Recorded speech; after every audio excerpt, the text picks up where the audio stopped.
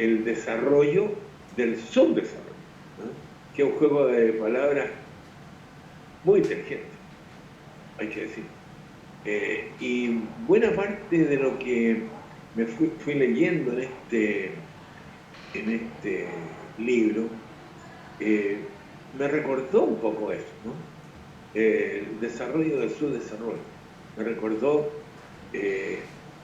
que a veces el desarrollo lo que lleva es más subdesarrollo. Por ejemplo, voy a poner un ejemplo que puede ser terrible en este momento, que es el cierre de Huachipato. ¿Eh? El cierre de Huachipato, del cual no es, yo no, pero en general los chilenos se han hecho gárgaras de orgullo, ¿no? De la Corfo, que armó la industria pesada en Concepción, y quizás como estaba escuchando los comentarios de la relación entre universidad e industria, quizás la Universidad de Concepción fue justamente de las pocas universidades de Chile que tuvieron una relación estratégica y directa con la industria. De hecho, la Escuela de Minería, Metalurgia, etcétera, etcétera, de la Universidad de Concepción es una de las mejores de Chile y de las mejores de América, ¿no? Y relacionada directamente con la industria del acero, con la industria de Huachipato. Y Huachipato es una industria que, tal como señala en el marco teórico Gonzalo, ¿no es cierto?, arrastra por detrás, ¿ya?, a la industria del cobre, porque es una industria que fabrica un acero de mucha calidad que permite hacer las bolas, ¿ya?, de acero, que no lo hace Huachipato, sino que la hacen otras industrias que están también ahí en Concepción, subsidiarias de Huachipato. Y esas bolas son para moler los minerales del norte, etcétera, ¿no? Me imagino que muchos de ustedes lo saben, esto que... Entonces, ¿y qué ha ocurrido? Que no nos podíamos imaginar, ni Vitral ni nadie, hace 20 años, ¿no? Que los chinos están fabricando bolas de acero. Y están fabricando bolas de acero a precios que no son competitivos. Y en los 2 últimos años, Huachipato ha tenido pérdidas gigantescas, ¿no?, gigantescas, que hacen peligrar su permanencia, ¿no? Entonces, este asunto que nos trae este libro es de una complejidad que yo considero enorme. Pero esa es la gracia de estudiarlo y de ver cada uno de sus capítulos, cada una de sus cosas, lo que se va diciendo de una cosa a la otra. Hay un punto que quisiera tratar. Voy a tratar 2 o 3 puntos. Voy a tratar primero un punto que tiene que ver con las estadísticas, ¿no? Las estadísticas en Chile no conversan entre sí. Parece que estuviera explícitamente pensado de que ninguna estadística se puede entender con otra. Y por lo tanto es muy complicado el tema, muy complicado. Y cuando se trabaja, sobre todo que en este libro se trabaja con mucha estadística macro o media, ¿ya? Que se enfrenta a cuestiones más locales o incluso en algunos casos a entrevistas, a trabajo de campo, bueno, no conversan a veces bien esas cuestiones. Yo creo que ahí hay que hacer un esfuerzo muy grande de convencimiento de que el Instituto Nacional de Estadística, las estadísticas que se hacen, las encuestas, etcétera, tengan alguna relación para poder conversar, digamos, sobre los fenómenos sociales. Esa es una observación general que no tiene que ver, no es una crítica al libro, es una crítica a cómo están organizados el sistema estadístico en nuestro país. Y tengo la impresión que eso es, lo voy a decir de una manera, creo que a propósito, ¿no? Es a propósito, para que esto no se entienda bien. Para que no se entienda bien cuántos somos, por ejemplo, no se entienda bien cuántos viven en el campo, cuántos viven en la ciudad, cuántos viven acá, para que no se entienda bien cuántos son los extranjeros y los nacionales, para que no se entiendan muy bien las cosas. ¿Ya? Creo que hay algo ahí bastante oscuro, ¿ah? Me temo con Gunther Frank, ¿ya? De que hay algo con propósito no claro. Pero bueno, justamente ahí me paso al segundo punto, que tiene que ver con la ruralidad. Sobre todo que, hablando que están nuestros amigos extranjeros aquí, Dionisio, Fernando, etcétera, ¿no? Y que Gonzalo es ruralista, digamos, les recuerdo, para los que no conocen a Falabella, que Falabella hizo su tesis de sociología yéndose a vivir en la huella, es decir, se metió de torrante, ¿no? De esos temporeros de la época que se decían los lingueras, los torrantes, ¿no? Y escribió un trabajo precioso en que el trabajo de campo es muy lindo, y luego escribió El torrante en la huella, un trabajo importante dentro de la sociología chilena. Creo que viene después Manuel Canales, que no lo veo en los cuadritos. ¿Estás ahí, Manuel? Sí, escuchándole con atención un ratito. Ya, qué bueno, qué bueno. Entonces, yo te voy a dejar a ti el tema rural, ¿ya? Te voy a dejar el tema rural porque ahí hay harto que discutir, ¿eh? Hay harto de que discutir de cómo son los cambios que están ocurriendo en el mundo rural hoy día, ¿no? Creo que hay un tema que se escapa de las estadísticas, que es cómo se está rehaciendo el latifundio, ¿ya? Por ejemplo, voy a contar una historia, Manuel, que tú conoces bien en Milahue, ¿ya? En Milahue, Barahona, ¿ya? Ocurrió un hecho histórico muy grande, muy importante, muy triste también, hay que decir, que el dueño del fondo, el Barahona, cuando fue a expropiarse el fondo, estaba en las casas y le dio un ataque y se murió, ¿ya? Es una historia trágica. Yo hice un trabajo incluso de terreno, entrevisté a la gente que fue, a Lucho Vial, que en paz descanse, que fue el que llevó los papeles de la Cora en ese momento, avisándole a Barahona de que Barahona fue el padre de Pablo Barahona, una cantidad de personas muy conocidas, que fue ministro de Pinochet, ¿ya? Que fue, etc. Y me llegó un libro por uno de los descendientes que me llamó enormemente la atención, que es muy interesante, de cómo las familiares de Barahona, los descendientes ya tercera, cuarta generación, ¿ya? Se han ido comprando las parcelas de los parceleros que quedaron con tierras en Milagro. Y hoy día, incluso aparecen fotos, que está toda la familia gigantesca, son parcelas de descendientes de Barahonas, casi todas ellas, que producen vino fundamentalmente, son viñas con distintos nombres, porque a los parceleros se les entregó tierra bastante buena, y no pocas, ¿no?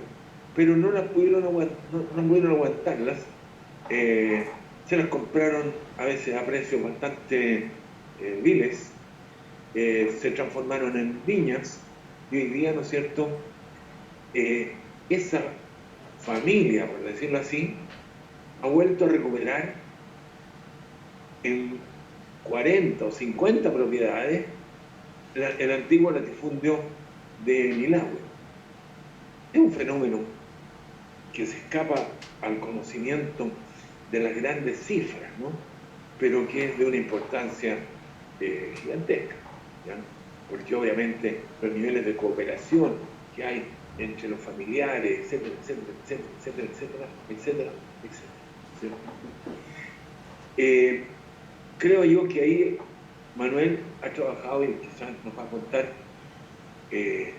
esto de que el límite de lo rural, de lo urbano aparece con 500, etcétera, bueno, con 500 personas juntas. Bueno, todo eso ha cambiado radicalmente y hoy día hay que pensar de nuevo la ruralidad, sobre todo en la zona central de nuestro país, ¿no? Pero no voy a seguir en ese ámbito porque efectivamente yo espero que lo tome Manuel, con el que comparto muchas de las tesis que él plantea sobre estos temas. Voy a tocar 2 capítulos solamente para no alargarme demasiado más. Uno sobre Valparaíso y otro sobre Temuco. Valparaíso, bueno, yo lo tomo Valparaíso porque yo soy nacido y criado en Valparaíso, ¿no? Como decimos los porteños, nacido en el Hospital de Fordes. El Hospital de Valparaíso, a los jóvenes que están ahí en la sala, se llamaba Hospital Enrique de Fordes, que era el apellido de este señor, pero nosotros hacemos la ironía de que nacimos todos un poco deformes. Bueno, eso son ironías porteñas. Y hay un capítulo que es bien interesante, debo decir. Pero ahí vuelvo a decir que se me confunde la idea de clúster, ¿no es cierto? Se me confunde porque ¿cuál es el clúster de Valparaíso? El puerto. Las estadísticas muestran, estoy lleno de papelitos aquí, capaz que me desordene, pero las estadísticas que arman los autores, ¿ya? Sobre la población, etcétera, es bien interesante. Nos da, dice, ¿no es cierto?, las clases sociales de mayores recursos económicos son las que se van de Valparaíso, debido a la creación y consolidación de Viña del Mar, etcétera, etcétera. Eso ocurrió hace ya décadas, ¿cierto?, que hubo un abandono de Valparaíso, producto de la decadencia portuaria de Valparaíso también. Valparaíso decae con el canal de Panamá, cosa que todos lo sabemos, ¿no es cierto? Y queda ese casco en el plano, un poco gringo, un poco londinense bastante, ¿no es cierto?, con algunos edificios, la Bolsa, el Turri, etcétera, ya que tienen una gracia bastante grande, ¿no es cierto? Y empieza un proceso en Valparaíso que lo cuentan aquí, de desarrollo del subdesarrollo. Vuelvo al tema de mi querido Gunderfran, porque las industrias que se habían creado en Valparaíso, incluso en esta línea que plantea el marco teórico Gonzalo de encadenamiento hacia atrás, encadenamiento hacia adelante, ¿ya? Las industrias, bueno, van a empezar a desaparecer. Va a desaparecer la chilena de tabaco, va a desaparecer el juque, va a desaparecer, etcétera, etcétera, etcétera. Yo alcancé a conocer el tren que llegaba al muelle de 8 Norte, en Viña del Mar, y que cruzaba toda la población Vergara, el tren, para llegar con la caña de azúcar y el azúcar y el carbón y todo lo demás a la CRAM, la compañía de refinerías de azúcar de Viña del Mar. yo no alcancé a conocer las grandes fundiciones. Las grandes fundiciones ya se habían ido y se habían muerto en los años 30 y 40. Y así se fue yendo prácticamente todo, ¿no? Y el último golpe, que lo tienen puesto aquí en el trabajo, ¿no? Es el asunto de los containers, ¿no? Yo lo supe un día conversando en un bar de Valparaíso, que lamentablemente también desapareció. El bar que estaba frente a la intendencia, ¿no es cierto?, y que tenía entrada por los dos lados, ¿no? Y que un día conversando con el barman, cosa que recomiendo, que por lo menos en Valparaíso era muy interesante, porque los barman eran gente muy sabia. Entonces le pregunté, ¿y por qué la decadencia de Valparaíso? Me dijo, los containers.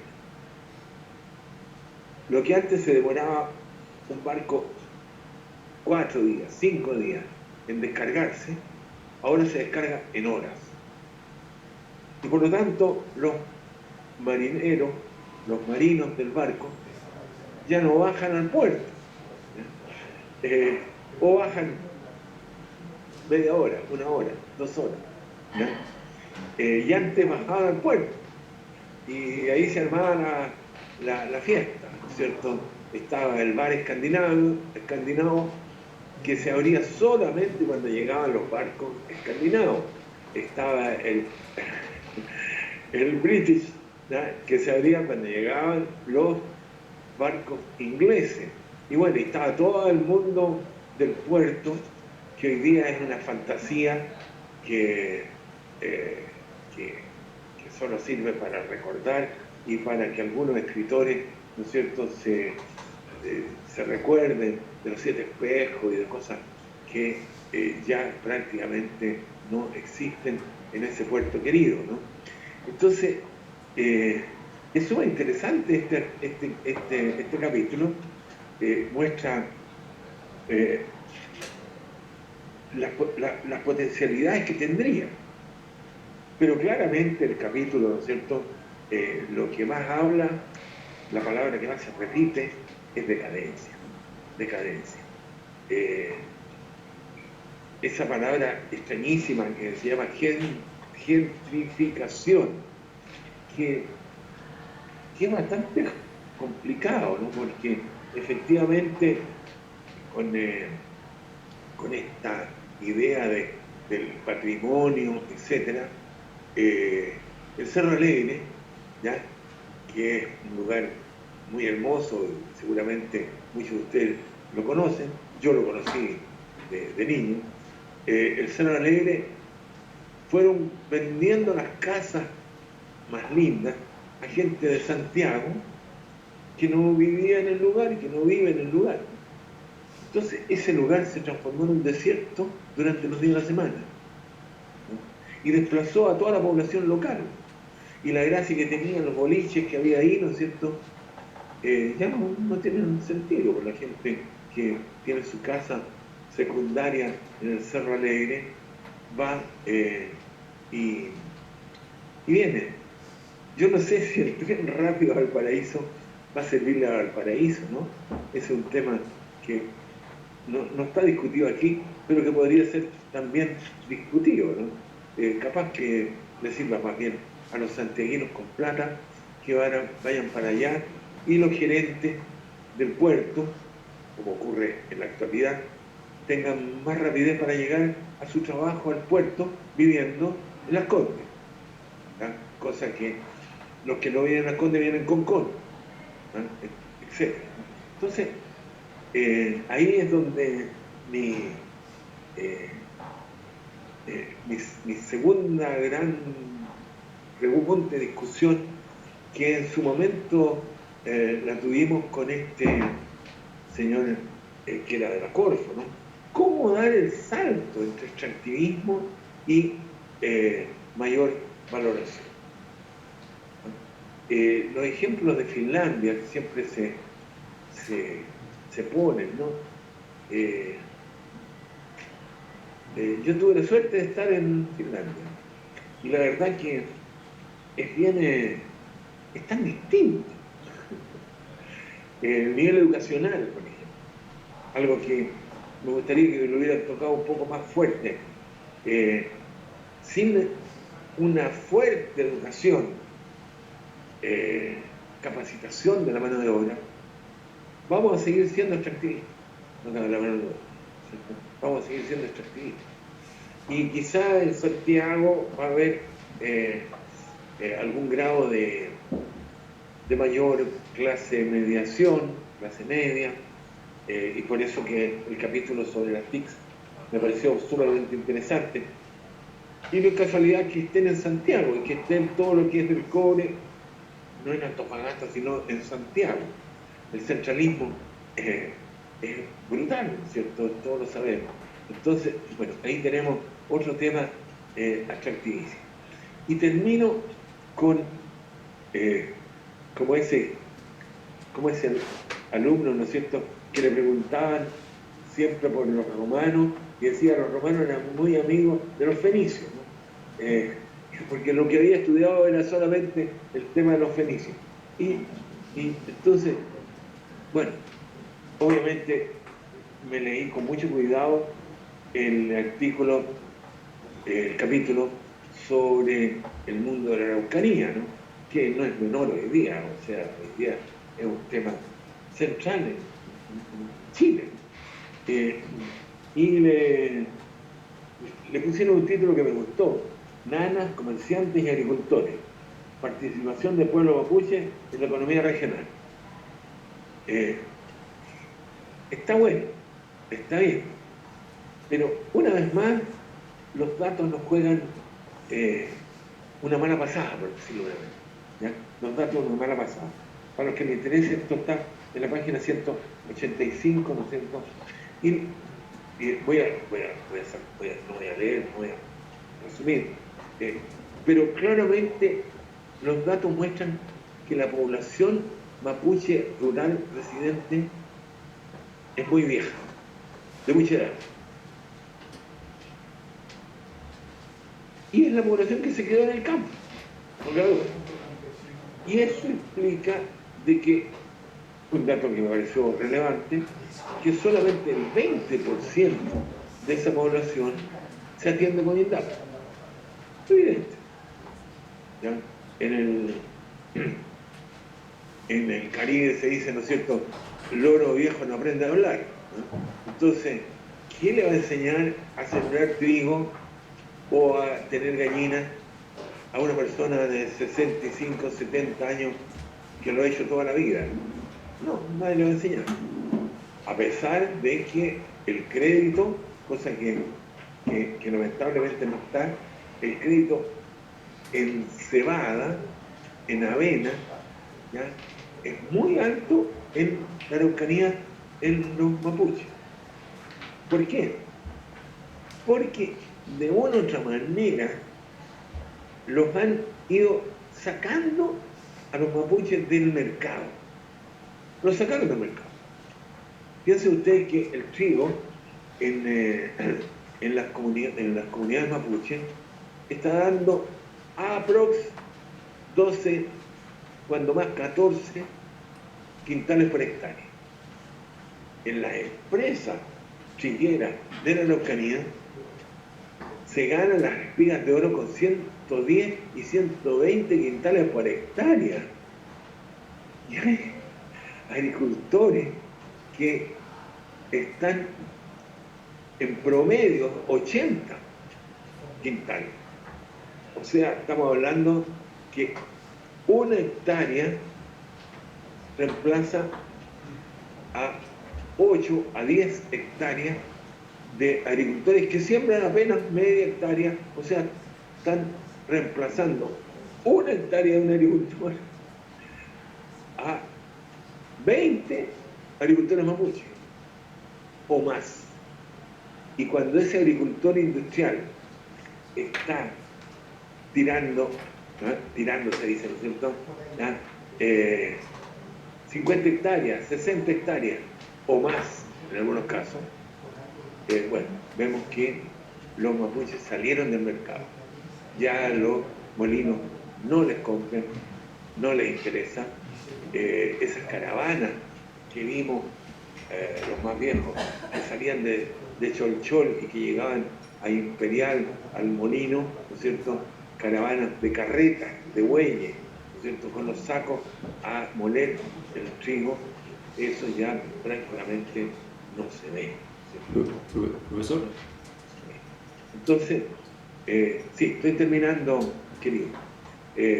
Entonces, me parece, digamos, que ahí el dato es complicado. Por ejemplo, no se percibe que los hijos de esas personas de edad han estudiado muchos de ellos en la universidad, gracias a los programas de beca, y que se está dando ahí un cambio muy notable, ¿no? Muy notable en las nuevas generaciones de jóvenes mapuches.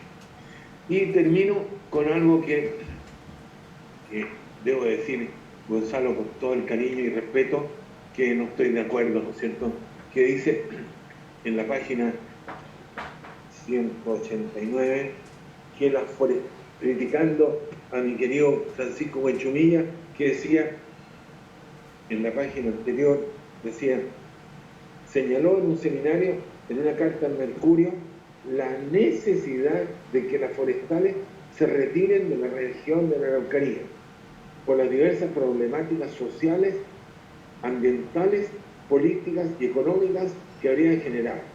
Y luego responden los autores de este capítulo diciendo que el argumento de sacar a las empresas forestales no puede sostenerse, pues la empresa forestal tiene un innegable aporte al crecimiento económico.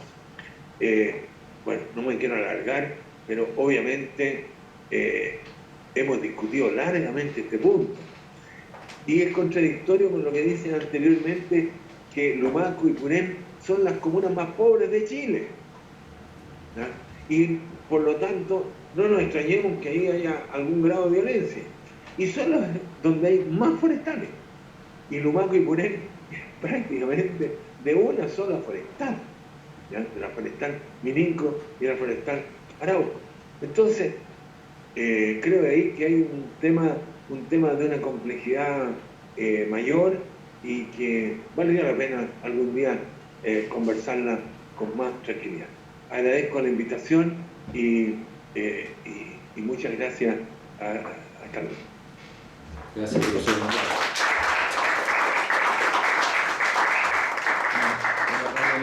Paso la palabra al profesor Manuel Canales. Bueno, hola, ¿qué tal? Hola, Gonzalo. Gracias por la invitación, me gusta estar aquí.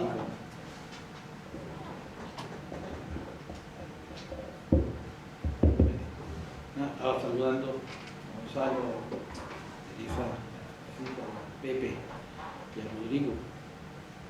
Son como la 1:30 ya, entonces entiendo que conviene la brevedad máxima. Nada más que creo que las exposiciones ya han presentado suficientemente el libro y no quisiera en realidad demorar mucho esto, se cansa uno también. Quizás en ese sentido acortar lo que iba a plantear para hacer lo primero, yo quiero agradecerlo del libro porque claro, lo reencuentra a mí por lo menos con el modo en que yo entiendo esta práctica. No se trata de observar conjuntos humanos en su espacio y en su tiempo. Y esto trata de lo que llaman territorios, en un sentido, claro, si tira a clústeres es que estamos mal, porque se redujo todo al encadenamiento de unos cuantos actores productivos. Quisiera yo creer que finalmente lo que se está observando a través de ese clúster es el corazón del horizonte posible productivo de un territorio, es decir, de una sociedad. Porque cuando uno mira a un conjunto humano en el tiempo, como este es el caso, tal que incluso se imagina utópicamente, es decir, piensa lo posible, piensa los mañanas que se están ahí negando o posibilitando. Y cuando mira a ese conjunto en una espacialidad determinada también, y además la ve trabajando, ganándose la vida, produciéndose, bueno, lo que se encuentra sin más es la misma sociedad que que has de encontrarte, la mires por donde la mires. Y en ese sentido no se pierde el estudio. Quiero compararlo con otros dos modos que practicamos la disciplina y la práctica también de cómo el Estado observa, para mostrar que eso que parece tan lógico es bastante fuera de tiempo, y este libro corre ese riesgo. Si este libro se estuviera presentando en el año 58, parecería la continuación de Pedro Cunil, una cosa así, si me perdonan, ¿no? De la geografía de Chile, esta idea de ver el territorio, ya que estamos en esto. Mi señora madre escribía por entonces su tesis en los 50, por ahí, se llamaba, como decía Pepe, no cambia nada, se llamaba O'Higgins, provincia agrícola minera, y hoy día podría haber escrito, si Gonzalo lo hubiera invitado, habría escrito la misma tesis, o sea, habría hecho la misma memoria. Estos son estudios que me recuerdan ese modo de memorialistas de la geografía sustantiva que aparece y que ha hecho escuela. Suenan apellidos de nuevo como Barahona, pero ahora en otra dirección, en Puanque, y haciendo el fundamento de la geografía social que conocemos. Pero quiero compararlo precisamente con los dos dispositivos de observador competitivo, por así decirlo, comparativo o opuesto. Uno, la ciencia social oficial. La ciencia oficial probablemente tiene prohibido mirar esto. No puede pensar conjuntos humanos concretos. Tiene que pensar temas especializados, temas, no territorios.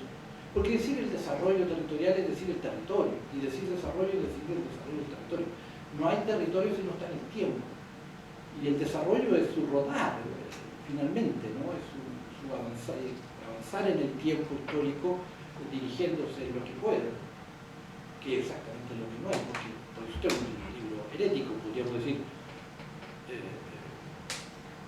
Se me puso ahí un par de consignas para seguir la propia consigna del libro, ¿no? Repensar desde los territorios, repensar un proyecto de país. Podría decirse, hasta ahora los investigadores se han dedicado o más bien los políticos se han dedicado, o el gobierno, nos hemos dedicado a administrar el modelo de Santiago, de lo que se trata es de repensar otro modelo desde los territorios. Y en ese sentido, efectivamente, herético respecto al dogma en que viene constituido el orden chileno, o lo que quede de él después de octubre, ¿no? Es repensar el desarrollo, repensar un proyecto de desarrollo, repensar el país, pensar el país, pensar. Todo eso está prohibido en la ciencia social. Tenemos que hacer como si fuéramos químicos estudiando un asunto súper especializado, ojalá de validez en Nueva York, y publicarlo en inglés. Y por lo tanto uno lo lee y no le halla lo que decía la decana, sentido.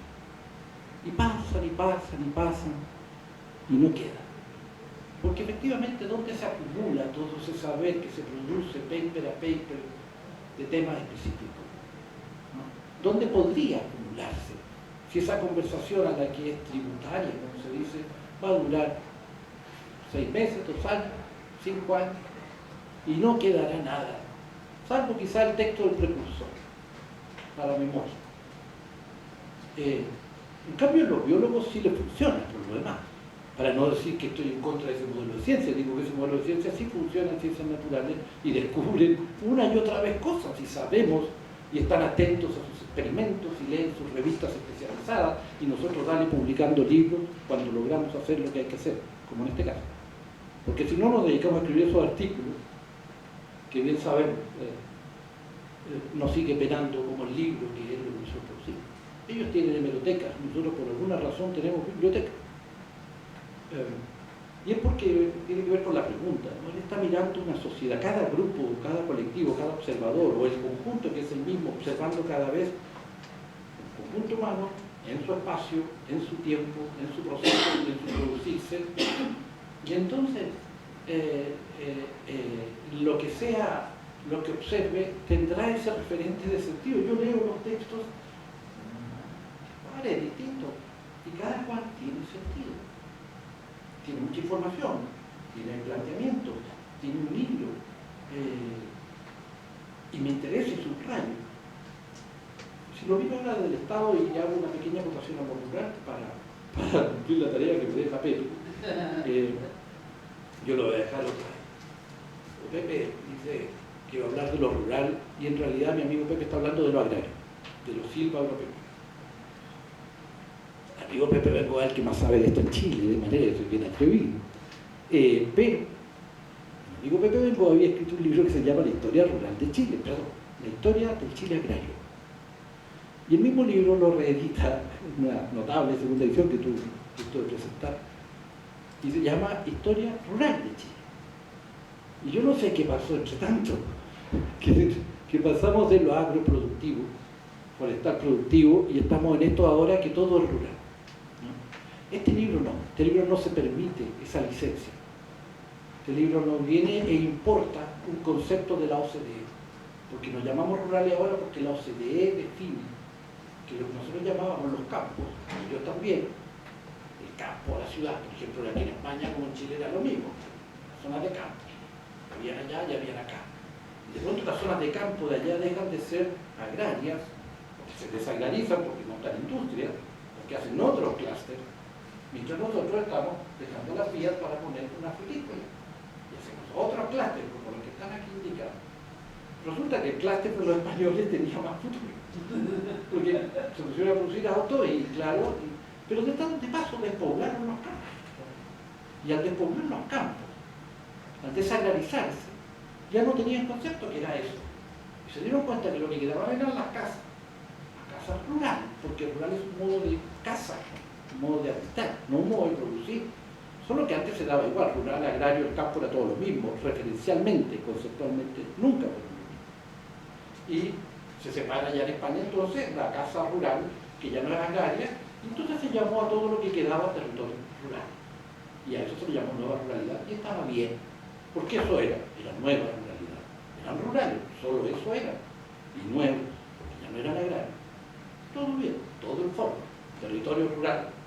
Y vienen nuestra panadería local, o pastelería, como se prefiera, y importa el concepto y dice que los nuestros ahora son territorios rurales, mientras estamos con la cereza hasta la nuca, ¿se entiende?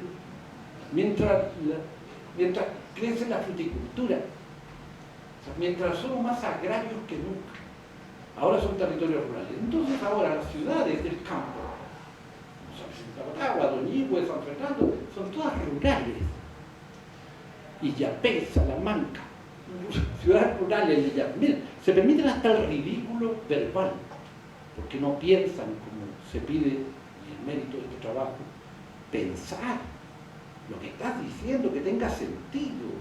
Y claro, quizás no importe, porque somos OCDE, como si la OCDE pudiera definir cómo entender nuestros territorios, ¿no? Y esto que digo es el modo en que se está planificando hoy día. Por ejemplo, los territorios rurales que le llaman. De paso, por ejemplo, sacan a Rengo, porque Rengo ya no sería rural, porque es muy grande Rengo.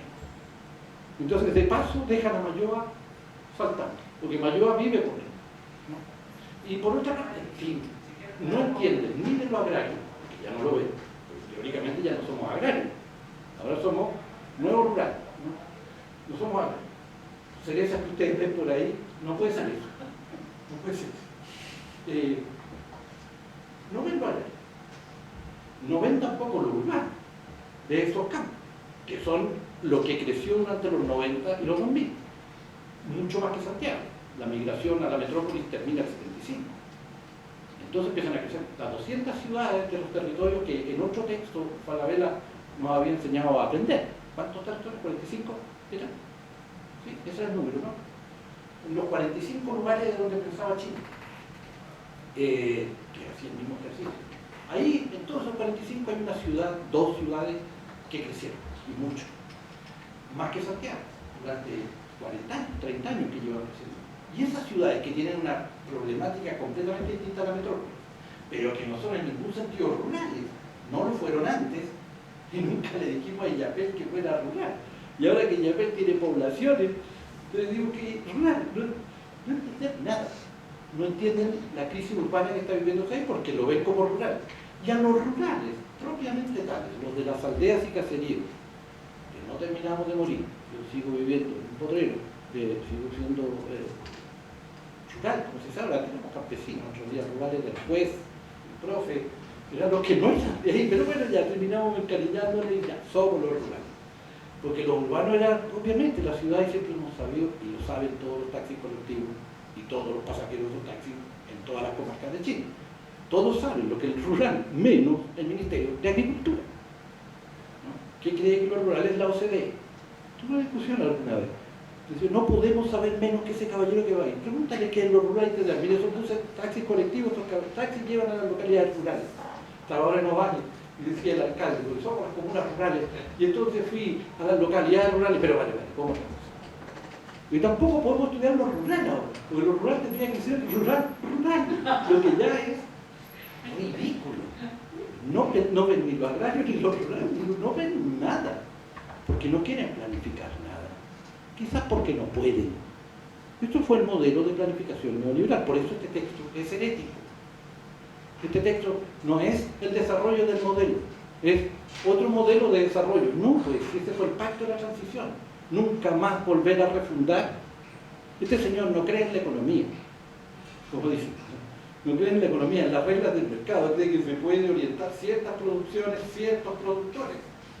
Sí, no cree en la economía, como diría bien, no cree en la economía, no cree que Chile ya está fundado. Sigue por sí, tal cual. Son las conversaciones que el sistema político no es capaz de asimilar. Por eso es que prefieren hablar en un lenguaje que les permita no ver nada, no saber nada, porque no harán nada, porque no pueden. Yo era parte de la Comisión de Planificación de Territorios Rurales y renuncié por eso. Porque dije, yo disculpa, yo no soy político, no puedo cambiar de concepto tan rápido. Académico me demoro con cariño. Estas cosas las hago con tiempo, porque uno cambia, pero déjame ir leyendo algunos autores que me permitan decir, si dice este caballero esto, yo cambié también. Digamos. Por ahora todavía no me convencen, sigo creyendo que somos rurales los que tomamos el colectivo para la ciudad, así que no hay vuelta. Por eso planifican así también, en vez de esto, de planificar cómo potenciar unas sociedades desde sus propias posibilidades, horizontes de posibilidad, cómo planificar. Y de los problemas, los nudos que tú encuentras, es un dirigente. Alguien que está adentro de un sistema tratando de ver cuáles son los obstáculos y por dónde se puede pasar. Y encuentra problemas, motivos. ¿Cómo planificamos ahora? No, a ver, vamos a ver las brechas de lo prometido por el Ministerio tanto con lo realizado. Y vamos viendo 4 temas ya: patrimonio, seguro, patrimonio, de todas maneras, medio ambiente, también. Entonces, donde no se hará nada, porque a la hora de la mina van a poner la mina y a la hora del patrimonio se lo cargaron todo. ¿Se entiende? Pero cuando hablamos de la agricultura, eso no. Entonces, ¿cómo no vamos a hablar de la agricultura si está hablando de los territorios que ya va a rural? Y está refiriéndote además a los territorios agrarios, a Curicó, y Curicó es cereza. O sea, y Osorno es la vaca. De hecho, eso mismo, una vez cuando hicimos el informe del Chile rural, que por primera vez se hace esto, estudiar los territorios agrarios, no solo las aldeas. Pero mal puesto, pero el objeto era tal. El convencimiento que hubo que hacer es precisamente eso. ¿Pero por qué quieren vender a Osorno? Me decía. Decía, pero si en Osorno en la plaza hay un toro viejo, y no porque le guste el toreo. Y ahí para ir dejando la pista a Gonzalo, que está bueno. Entonces, nada, creo que el libro es un buen curso de sociología, en el sentido de ciencia social, de observen sociedades en sus espacialidades, en sus procesos, y eso siempre se va a preguntar por sus futuros. Y eso es lo que está en juego. Es cierto que es contracorriente, es cierto que puede ser underground, es cierto que puede ser años 60, pero hoy día todo es contracorriente. Que el libro sea raro es su buen momento, todo está raro, ¿o no? Yo por lo menos no. Y la pregunta que pone, a la hora que empecemos a desenrarecer esto, es una pregunta que habrá que tomar. Es decir, ¿esta matriz de empleo permite alguna cohesión nacional? No. Una matriz esclavista donde el 90% trabaja en empleo simple, que esos son los territorios, no podrá estar conforme por lo demás, y además el 8% de trabajo complejo se lo llevan los blancos, por ley del colegio donde estudian, ¿no? Y está todo ordenado, por eso es que esto, la pregunta ya ahí termino, ¿no? Esto es una alternativa, pero ¿cuál es el actor? ¿Cuál es el actor? Tuvimos un actor en octubre, sin alternativa, ni una. Octubre era ciego, mudo, dale para adelante y cobra lo tuyo, ya. No. Y ya téngase presente esta pregunta. Y hay que otra pregunta. Pero como un par de textos ahí termino, ¿no? El mismo Gonzalo, página 123, para ver el tema de los TICs, hace ver cómo las empresas pymes, las protagonistas de este modelo, resienten que las grandes no juegan el juego. ¿No? No les dan la pasada. No les dan la pasada, pero y además es absolutamente lógico, entendible y esperable, pues, si ese es su negocio.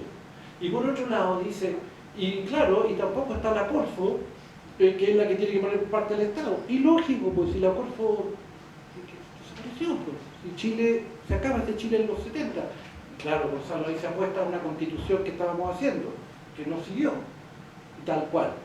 Por eso que a lo mejor el lapsus de Rodrigo, cuando dice al inicio, y el texto se contextualiza, porque efectivamente, hoy día vuelve la lucha por el contexto, pero en esa lucha el texto hace un buen, no diría un ladrillo, para no confundirlo con otro de triste fama, pero un adobe harto sólido, para que se peguen los eslabones de la cadena. Eso, muchas gracias.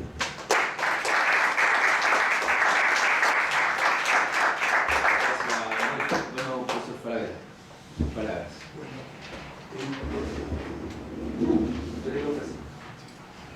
De universidad. Mira, yo solo voy a agradecer, porque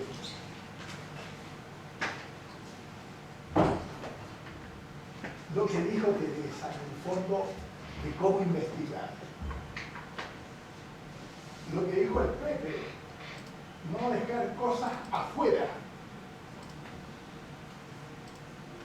Y luego Manuel, de que nos habla de que esto no es tan sencillo, de que es bastante complejo. Después de lo que hizo la dictadura, que lo revolvió todo.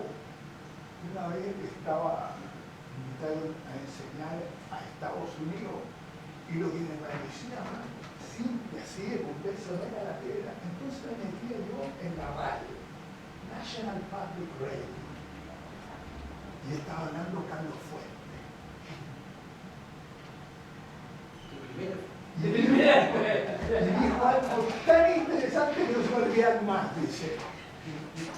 Los mayas, cuando le preguntaron qué había pasado, lo dice en inglés, pero como que sintetiza más. Dice, the world upside down. O sea, nos dieron la hueá vuelta al revés. Y eso es Chile. Hicieron lo que quisieron. Yo creo que el objetivo fundamental del golpe de la dictadura no fue ni neoliberalismo ni nada de eso, ni entendían lo que dijo eso. Era destruir lo que había con Frey, con Allende, y luego fueron más allá, porque el 89 privatizaron todo el Frente Popular. Chile, Endesa, acá. O sea, destruir la base económica del pueblo organizado, y con eso los sindicatos, el PS y el PC, o sea, destruir la base. Este libro es algo bien utópico y me alegro de que lo que han dicho ustedes tres, de algo disperso. Así que no es fácil entrarle al libro. Porque entrar a toda esa diversidad que va desde Antofagasta hasta Osorno no es fácil, y que lo tratamos de hacer aquí. Aquí hay 17 investigadores trabajando juntos en un proyecto conjunto durante 4 años. Bueno, yo quiero terminar con unas conclusiones, porque decidimos ir más allá de esto. Porque después de 2019 aparecieron elementos que no están en el libro y que nos hacen ver. Y eso es bueno. Ya Teresa lo decía, ¿no? Mirar, adentrarse en lo que pasa. Entonces, bajo ese punto de vista, tan ego no somos. Decimos, no, y queremos ir más allá, porque con esto que obligaron a votar al 50% que todo estaba por la madre que aparecieron cosas que apareció los concejales de los constituyentes 2022 y 2023 no reflejaban directo a la gente, pero no tomaron elementos no considerados. Y solo quiero terminar yo con dos cosas aprendidas del pueblo, con lo que vamos a mirar hacia adelante de entender mejor el país, para tratar de ir a un desarrollo. Y mi desarrollo es muy simple, es crecer con el pueblo y con la naturaleza. Bien que es simple, 3 palabras: crecer, pueblo, naturaleza. Y eso implica muchas cosas, claro. Así definimos nosotros el desarrollo. Y para eso nos quedan 2 elementos nuevos. La alianza, yo toco mucho la alianza, ¿no? Y hablo de los